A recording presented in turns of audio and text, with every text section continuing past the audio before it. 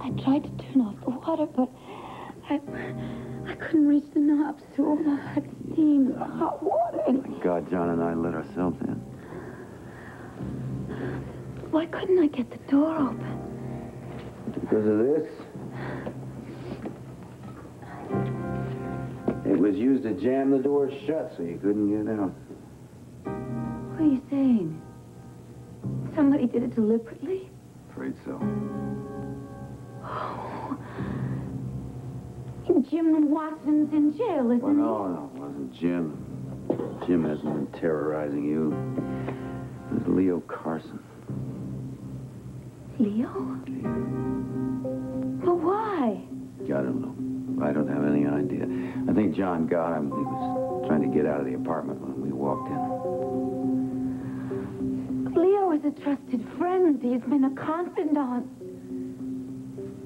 For not that long, now that I think of it. He's only been with WVLE for a few short months.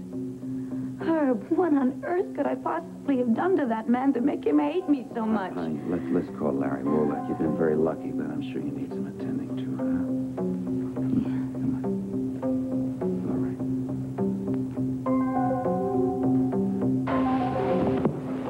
right. Let's have it, Leo. Why are you terrorizing her? Because she deserves it. Why? I have my reasons. Spit it out, you creeper. I'll knock it out of you. Are you working for Paul Kendall? No, I never heard of the guy. Till that article in the Banner, but he gave me a cover. Keep talking, hey! I'll tell you. Only then you're going to realize that the lady you saved is really a horrible person. She deserves everything I've given her in the war. All right, I want you to put this cream on the burned area 3 times a day, and you should be all right. Thank you. I'm really very lucky that it's nothing worse than a bad sunburn. Yes, you are indeed. Good heavens, you say it was your own makeup man? Yes. It's hard for me to believe, too.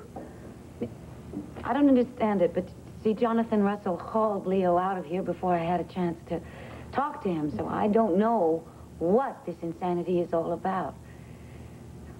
Unless, of course, Paul Kendall is paying him to do it. And up till now, you've never had any problem with Leo? No, and I know that must be very hard for you to believe, but I have never fought with him or offended the man or slighted him in any way. We've been close friends. I confided in him. Well, I thought we were close friends.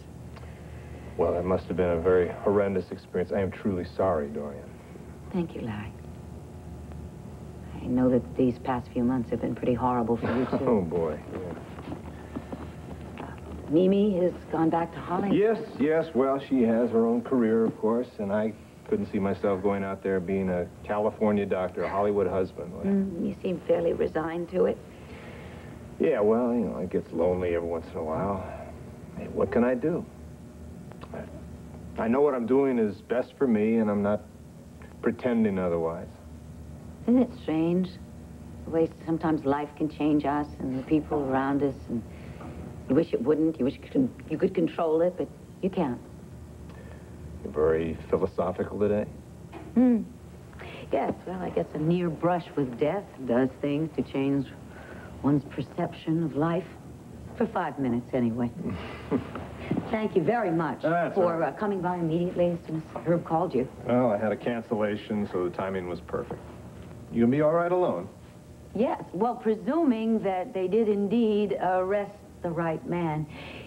Yes, I will. And I'm very, very grateful that this horrible saga in my life is now over. All right. I have to go now. I want to stop by the Banner and see Vicki and Clint about another matter, but you will be all right. Yes, I'll be just fine. Okay. I had called Cassie, but she's not in, but I'm going to be just fine. Good. Here alone. All right. Listen, Larry, I don't know, if I should call you up someday and ask you to lunch, would you? Yeah, I see no reason why not. Good.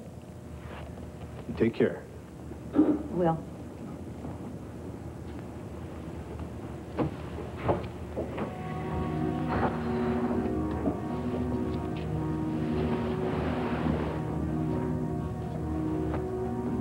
Oh, Leo.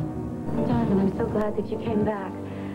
I've been sitting here trying to rack my brain, wondering what in the world I could have done to Leo to make him do such a horrible thing to me. All right, first things first, though. Did you see the doctor? Are you all right? Yes, I saw Larry Wolek, as a matter of fact. Thank goodness it's not anything worse than a severe sunburn would be. And thank goodness that you arrived when you did.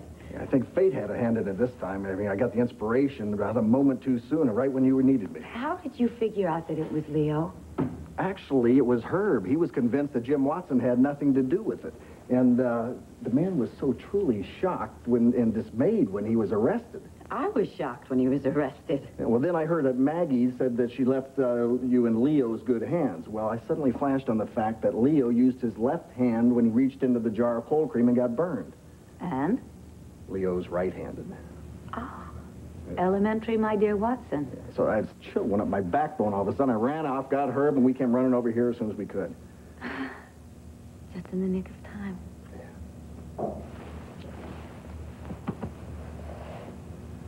Oh. Sorry. I'm just No, I'm glad sorry. you weren't seriously hurt. No, yeah. Okay. Now it's time for you to tell me why Leo did what he did. All right, but let me get us a couple drinks first, all right? I think I could use one, and you're going to need one. Is this going to be as bizarre as I'm afraid it's going to be? Worse. You never told me that you had a sister, Melinda. What does Melinda have to do with this? Everything, I'm afraid. You see, Leo's been in love with her for some time. Oh, John, how's that possible? My sister Melinda has been in a mental institution for many years. Exactly. And Leo worked there as an orderly a while ago. I see.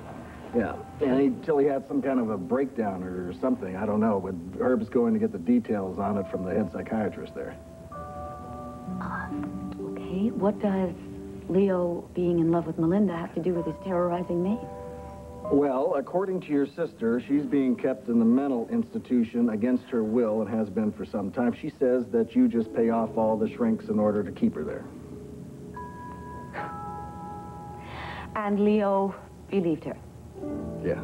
Fact is, he was ranting and raving about how adorable and lovable and that your sister was the sanest lady he'd ever met in his life. And that you were the cruel sister that just kept her away for fear of the competition. Oh, please, stop. I really don't want to hear any more. I know how Melinda can get on the subject of me. I just was hoping that maybe she'd made more progress. You don't talk to her or the doctors or anything? Oh, no, I do. I get letters from Melinda, so they're very depressing, and I talk to the doctors whenever there's a change in Melinda's condition one way or another, but apparently this is a lifelong problem. Obviously, Leo was missing a couple of rungs on his ladder, too. You think possibly Melinda asked him to do this? No. I think he did it all on his own. He's been looking for a reason to get even with you for a long, long time, but when he finally saw the article on Paul Kendall in the Banner, that was enough. Exactly. We've got Richard Abbott to thank for this. Richard in that stupid article that I never wanted him to write in the first place. I mean, he goes and he prints that article. That article is what gave me the idea to write myself those threatening letters. And certainly Leo must have gotten the idea to go through with all of this nonsense. What are you doing? I'm going to call up Richard Abbott. I'm going to give him a piece of my mind. I don't know what I'm doing. I'm sorry. It's okay. For what? Yeah, For I'm what? sorry.